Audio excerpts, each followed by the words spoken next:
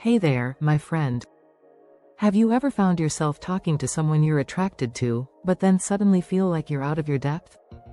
You start second-guessing everything you say, and the more you try to impress, the more awkward it gets. Sound familiar? Listen, you're not alone. Flirting can be tough, and for many of us, it's a skill that's not as intuitive as we'd like it to be. But don't worry, today, we're diving deep into the psychology of flirting, breaking it down step by step so you can master it, and leave a lasting impression on anyone you're interested in. Whether you're looking to attract someone you've had your eye on, or just want to make your social interactions smoother and more natural, this guide will help you unlock the secret sauce to confident and successful flirting. So, stick with me until the end, because I'm about to drop some powerful insights and practical tips that you can start using right now. But before we get started, make sure to like this video, subscribe to the channel, and hit that notification bell so you never miss out on life-changing tips like these. Let's dive in.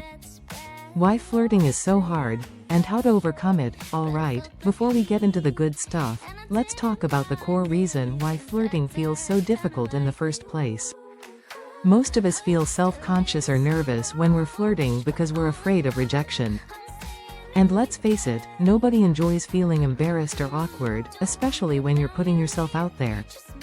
The truth is, rejection is part of the game, but the fear of it often clouds our judgment and makes us overthink everything. So, what's the key to overcoming this? The key is confidence. Confidence doesn't mean you have to be perfect, but it means you trust yourself enough to go for it, knowing that no matter the outcome, you'll be okay. And here's the kicker, confidence is contagious.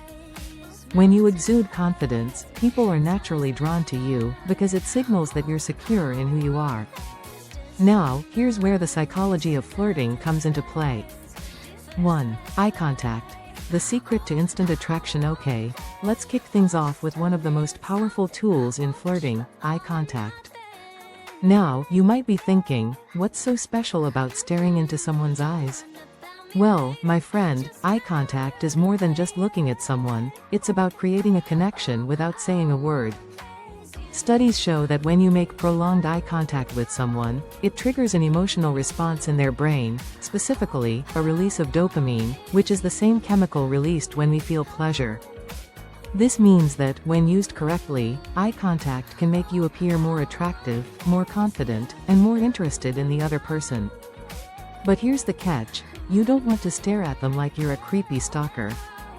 There's a fine line between making a meaningful connection and coming off as too intense. The key is to hold eye contact for about 3-5 seconds, then break away naturally. This balance makes the interaction feel comfortable, yet intriguing. And here's a bonus tip. Try to occasionally look at their lips while talking to them. This subtle act is perceived as a sign of attraction, and believe me, they'll notice. 2. The power of body language. You've heard the saying, actions speak louder than words, right? Well, when it comes to flirting, body language is everything. You can say all the right things, but if your body language isn't aligned with your words, it can send mixed signals and make you seem disinterested or insincere. So, what does positive body language look like? Here's what you need to know. Posture. Stand tall, shoulders back, chest open. Confidence starts with how you carry yourself. When you stand up straight, you're not just physically taller, but you also appear more self-assured. Mirroring. This is one of the most powerful body language techniques. People are subconsciously drawn to those who mirror their movements. If they lean in, you lean in. If they cross their arms, you subtly mirror them.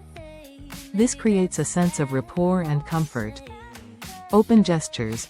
Avoid crossing your arms or looking distracted. Instead, use open hand gestures and face them fully. This makes you seem more approachable and engaged in the conversation. Touch. Light, casual touches on the arm or shoulder can build a sense of intimacy. But be sure to gauge the other person's comfort level first. If they seem uncomfortable with touch, ease off. 3. Playful teasing. How to keep things fun. Now that we've covered the basics of nonverbal communication, let's dive into something that can really spice things up, playful teasing. This can be one of the most effective flirting techniques, but only if done right.